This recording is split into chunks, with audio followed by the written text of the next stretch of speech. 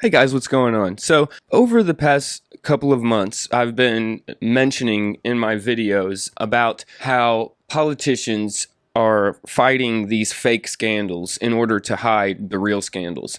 It was the same with the Cuomo sex scandals to cover up the nursing home. And it started as far as, well, the first time I noticed it was with Governor Northam in Virginia, because right at the time that that shooting happened in Virginia, all those crazy gun laws got ramrodded through, and the abortion up till 9 months, all that was happening, and then he was supposedly suffering through this blackface scandal. And this is the kind of okey doke that I'm seeing that they use. It's patterning, and it's the elites too. It's not just politicians. In that vein, when I saw Bill and Melinda Gates were getting a divorce, I knew immediately to go looking elsewhere for what was going on, that the Gates Foundation was going to need to cover up with some good bullcrap press. Because, listen, I've made episode after episode with Bill Gates, and we've even looked at the man doing Duper's Delight. Well, he talks about population control. When he talks about people dying from an unknown future disease, the man's smiling. He doesn't even notice it, but he is. And his father's a eugenicist. We've gone through the whole thing, right? We also know the role that he played in the whole CV crisis, because he's the #2 funder of the WHO, right? So it was the United States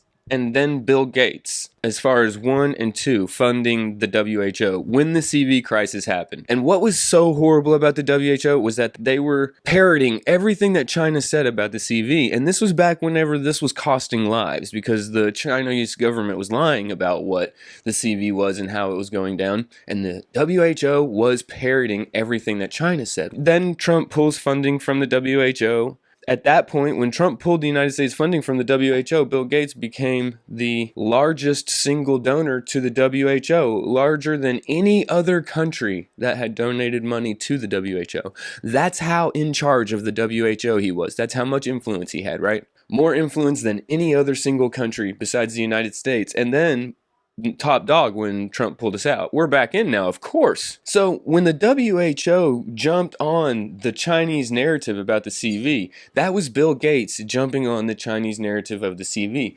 And Gates was out there, boy. He was out there because he had made the prediction, and, he had called this. And so he was out here telling everybody how it was going to be and what was going to happen. And remember, he was out in the circuits talking about the factories they had in India and throughout the world that were already prepped to make several of the jabs, even though they hadn't been approved yet. And they hadn't picked a winner. And he was talking about how crazy it was that they were doing this even at a lost leader, because they didn't know if that would be the one that was going to be good to use. But they were doing it anyways because it was so important that it get ready and it get out, right? So what is the news that they're trying to hide from the population by doing the politician okey doke where we do a fake scandal, right? And here we go. Exclusive at the National Pulse. The Gates Foundation funded a genomics firm that was mining American citizens' DNA through CV tests. BGI Genomics, the Chinese Communist Party linked genomics firm flagged by the U.S. officials as, quote, mining the DNA of Americans, has collaborated extensively with the Bill and Melinda Gates Foundation. The company has recently come under fire following a 60 Minutes expose on the company's use of CV tests to collect, store, and exploit biometric information on American citizens, according to former U.S. intelligence officials.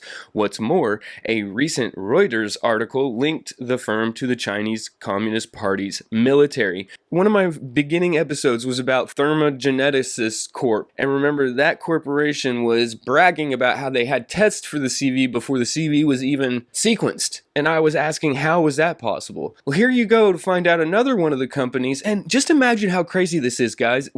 I'm supposed to be the crazy conspiracy guy that everything I says is insane. But nobody believed that they were not collecting and storing DNA with those tests. It's kind of like people don't talk about it, but everybody I ever talked to about it was like, yeah, they probably are collecting DNA with those tests. But it's like, but why are you okay with that? And now here we are, and it's a fact. It is absolutely happening. Not only was it happening, but it was happening with a company that's pretty much ran by the Chinese military. Hey, let's talk about Bill and Melinda Gates' divorce, right? We want to talk about the divorce. It's like they put out this e-channel news to cover up what is really happening, that the Gates Foundation was working with a company that was working to collect and map the genetics of American citizens with CV tests. In addition to the Obama administration enabling the firm to gain a foothold in the U.S., the Bill and Melinda Gates Foundation played a critical role in BGI's American expansion. So here we have the Obama administration allowing in Communist Party company and the Gates Foundation building them up. In September of 2012, the Microsoft Founders Foundation signed a memorandum of understanding to form a collaboration on global health and agricultural development with the goal of achieving common objectives in health and agricultural development. The co-founder of BGI praised the agreement, celebrating the forthcoming scientific breakthroughs in the areas of human, plant, and animal genomics.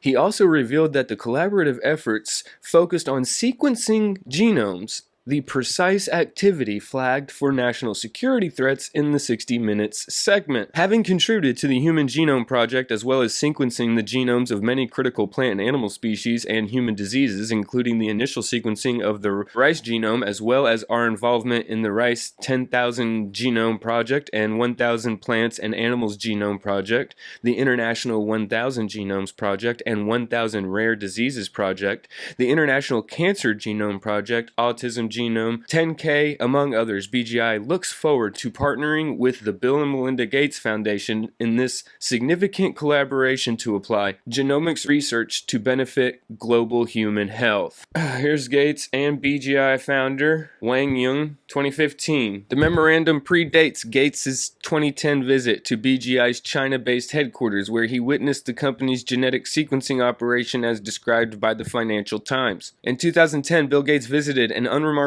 building in an industrial estate on the outskirts of Shenzhen, China, with row after row of high-tech machinery humming inside. The place could easily be mistaken for an anonymous data warehouse, but Mr. Gates and Ray Yip, head of Gates Foundation's China operation, saw something else that day. As they toured BGI headquarters, the two men were stunned by the ambition of the scientist working at the biotech company. Inside, more than 150 state-of-the-art genetic sequencing machines were analyzing the equivalent of thousands of human genomes a day.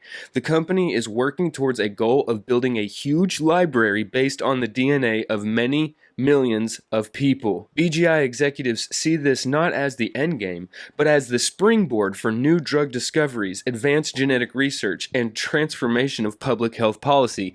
Of course, they don't see it as the endgame. It's data in a world filled with information warfare, where data is the currency of the elite. They are stealing the most precious thing a person can have, and that is their genetics. You guys, if you're giving away your genetic sequence to these corporations, it's a problem. If they have your genetic sequence, it's going to be a problem in very few short years. Very few short years. Yip praised the endeavor as out of the box, open, and liberal. We were taken aback. We never thought we would find such an out-of-the-box approach. They are in their own league, open and liberal. Most people only see them as a service provider for DNA analysis.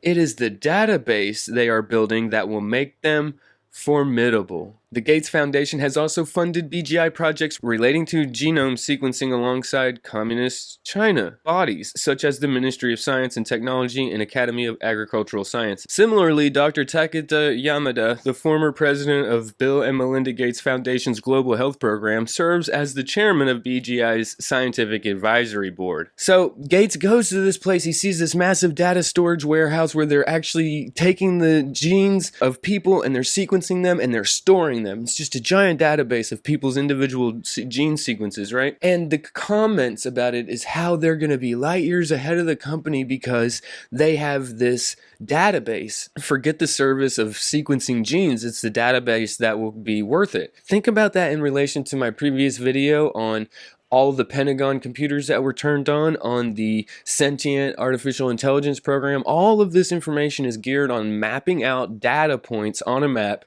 and providing each data point with as much information as possible. And the corporation or the state with the most information is the one that's going to win this war that they're fighting right now, this information war. And in 2016, BGI launched a US-based office in Washington, the home state of Microsoft and the Bill and Melinda Gates Foundation.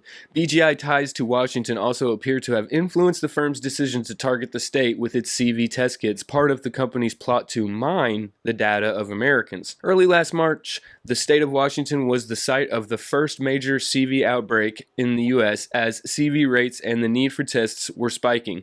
BGI Group, the world's largest biotech firm, a global giant based in China, approached the state of Washington with an enticing offer.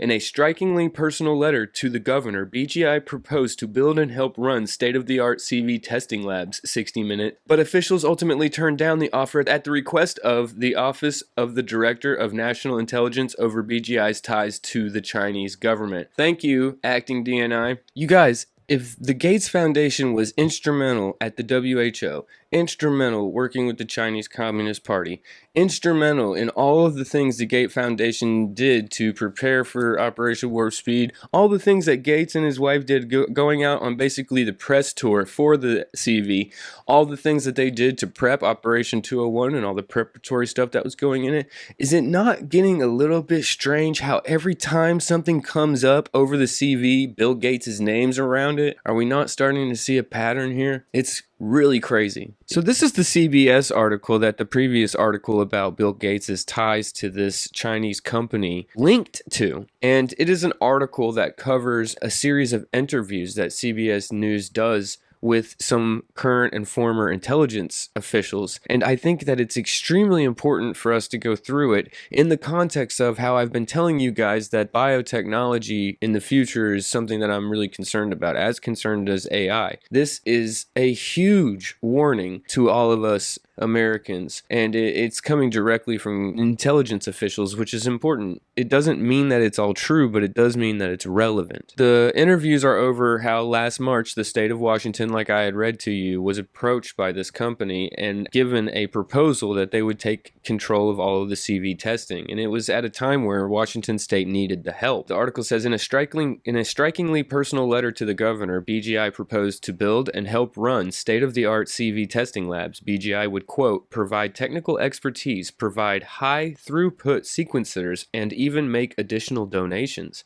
It seemed like an offer the state couldn't refuse, especially given the desperate need. But officials were suspicious about BGI and its connections to the Chinese government. Now, it's interesting that the article says that they wrote an oddly personal letter to the governor of Washington, because if you'll remember, several months ago, I covered Mike Pompeo's speech, the Governors Association, right? The governors from all 50 states were there and they were all eating, and Mike Pompeo stood up in front of them and proceeded to tell them that he basically knew that the Chinese government had come and personally made these proposals to all the governors, and he knew the ones that had said yes and the ones that didn't, and the reasons why and the reasons why not.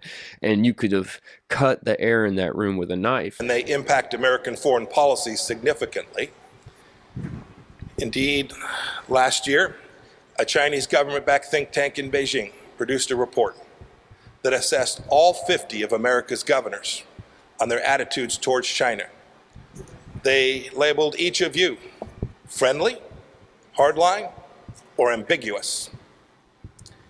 I'll let you decide where you think you belong. Someone in China already has. Many of you, indeed, in that report are referenced by name. Look at the governors. So here's the lesson. They are none too pleased. But the hilarious thing to me is the guy with really blonde hair and glasses. He's definitely laughing at what's being said here. These governors, look at how upset they are at what he just said. Oh man. Are referenced by name. So here's the lesson. The lesson is that competition with China is not just a federal issue. It's why I wanted to be here today, Governor Hogan. It's happening in your states with consequences for our foreign policy, for the citizens that reside in your states, and indeed for each of you. But it's very interesting how, again, the governor of Washington state was targeted with an oddly personal letter. It's something that's important for us to remember, because China is definitely poised to take over this biotechnological field. And when you combine it with, say, sentient or other AI systems combined with the satellite systems that are in constellations now, you're looking at a tremendous power. And it's all centered around data, right? It's data centric. And I had been preaching that over the past few weeks. Well, when I read this article and this interview, I was like, wow, because they're talking about here exactly what I'm worried about. Bill Evanina, they are the ultimate company that shows connectivity to both the communist state as well as the military apparatus. Bill Evanina recently stepped down as the top counterintelligence official in the US, a veteran of both the FBI and CIA. He was so concerned about BGI's CV testing proposals and who would ultimately get the data that he authorized a rare public warning. Foreign powers can collect, store, and exploit biometric information from CV tests. Wow. We put out an advisory to not only every American, but to hospitals, associations, and clinics, knowing that BGI is a Chinese company. Do we understand where that data is going? Tens of millions of Americans getting CV tests this year. You don't think a lot of them are thinking, boy, where is this data going? What third parties involved in this? I would proffer no one's thinking that, but this shows the nefarious mindset of the Communist Chinese Party to take advantage of a worldwide crisis like the CV. Evanina suspects these lab offers are modern-day Trojan horses. BGI comes to the US bearing gifts, but harboring other motives. It's unclear whether BGI or any CV tester would get DNA from nasal swabs, he says, but the labs are a way to establish a foothold, to bring their equipment here, start mining your data, and set up shop in your neighborhood. Supervisory Special Agent Edward Yu is a former biochemist turned FBI investigator. And with that, there's a very uncomfortable truth that comes out. That in the last decade or so, you'll see that China has heavily invested through the purchase or acquisition of actual companies access to our data. If the question is where is this data going, all roads lead to China? They are the biggest player right now. The authoritarian government of China and its leader Xi Jinping have been boldly open about their ambitions to beat the West and to reap the benefits of advances in DNA, science, and technology. The communist regime even has a published manifesto with a catchy name. They have something called Made in China 2025, and these national strategies they absolutely call out wanting to be the dominant leader in this biological age. So wanting to be the leader and being able to develop jabs, precision medicine. For all the classified briefings about China that Bill Evanina received, the threat really hit home when he called home. This is the argument I would have with my dad. Is 10 years from now, my dad gets a phone call and is told, hey, by the way, we understand you're going to develop hypertension and you're on the verge of Parkinson's. Here are 3 medicines you should take moving forward to help alleviate some of the symptoms. My dad's going to be like, well, how do they know this? And the company's from China, because they've already micro-targeted my dad based upon his DNA. And my dad says, okay, I'll do it. The devil's advocate argument would say, listen, if you're able to pinpoint something in my DNA, I'll sign up for that. It's exactly what my dad said. So my argument is to him, from a long-term existential cost to our nation, do we want to do that? Do we want to have another nation systematically eliminate our healthcare services? Are we okay with that as a nation? If we are as a nation, then so be it, but that's what's happening. Our dependence on China during the CV for PPE, for masks, will pale in comparison to our potential healthcare dependence going forward, according to Edward Yu. What happens if we realize that all of our future drugs, our future jabs, future healthcare, and all completely dependent on a foreign source? If we don't wake up, we'll realize one day we've become healthcare crack addicts, and someone like China has become our pusher. Healthcare crack addicts, you say? Right. If they are in a position to be able to offer you personalized, effective, low-cost healthcare, would we be in a position to say no? I don't think so. How close are we to that? I don't know how close we are, but I can feel it breathing down our neck. This sounds a little xenophobic. I mean, if China is the industry leader here, why wouldn't you do business with them? Well, at the end of the day, it's not about the Chinese people, it's about the Chinese government, obviously. He says China's government understands that their future success hinges on accumulating large amounts of human DNA. They are building out a huge domestic database. And if they are now able to supplement that with data from all around the world, it's all about who gets the largest, most diverse data set. And so the ticking time bomb is that once they're able to achieve true artificial intelligence, then they're off to the races in what they can do with that data. So you're saying the biggest data set wins? Correct. And right here is the crux of the entire information war. This is what all of us have been screaming about, that it's not they're collecting the data, but not to use it now. They're collecting it so they can use it once their AI is significant enough to be able to sift through it. And when that happens, they are going to have so much stored data that they're going to be gods on earth. And they're collecting the DNA. And earlier I told you how important your DNA is and how it's not something to be played with. And then this article that they link to says this: think of DNA as the ultimate treasure map, a kind of double helixed chart containing the code for traits ranging from our eye color to our susceptibility to certain diseases.